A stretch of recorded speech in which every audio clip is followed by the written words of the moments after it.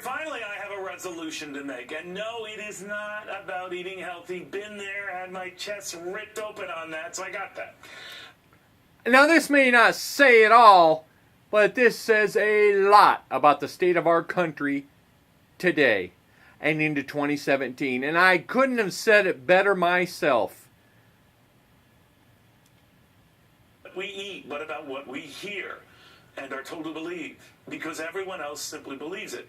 I want us all to resolve to question, even challenge consensus opinion.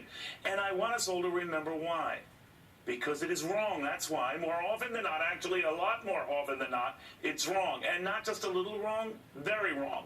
Like when the consensus was that Donald Trump could never win the presidency, and he did.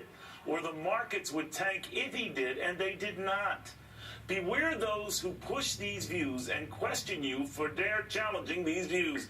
Remember the ones who said Donald Trump supporters would go nuts if he lost, but said nothing about themselves if he won.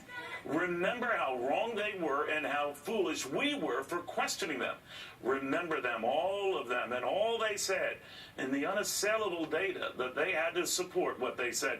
Remember how they picked and chose that data. Remember how they virtually ignored Russian hacking before the election, but said it cost their candidate after the election.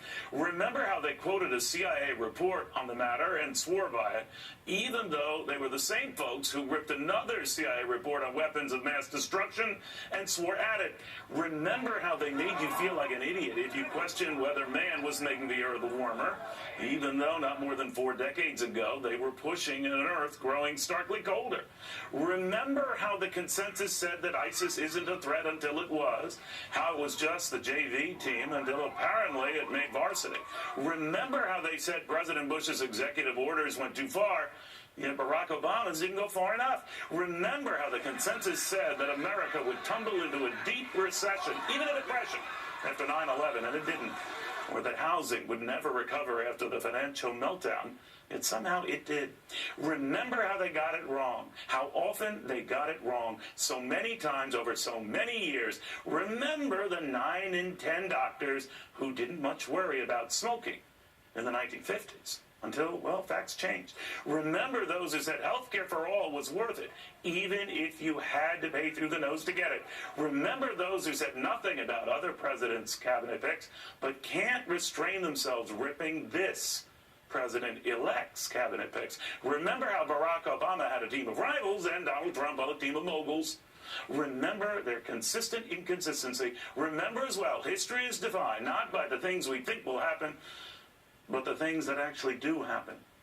Things the consensus doesn't see. Things the consensus doesn't want to see. Things the consensus will laugh at if you challenge what they see. You see?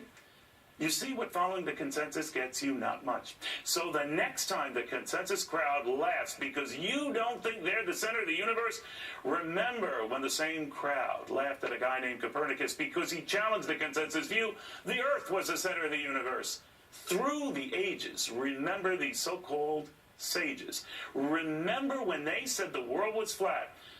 And then I want you to ask yourself, how many times can you be flat out wrong? Good night. Yeah, that pretty much says it all, Neil. Saged words for 2017. See ya!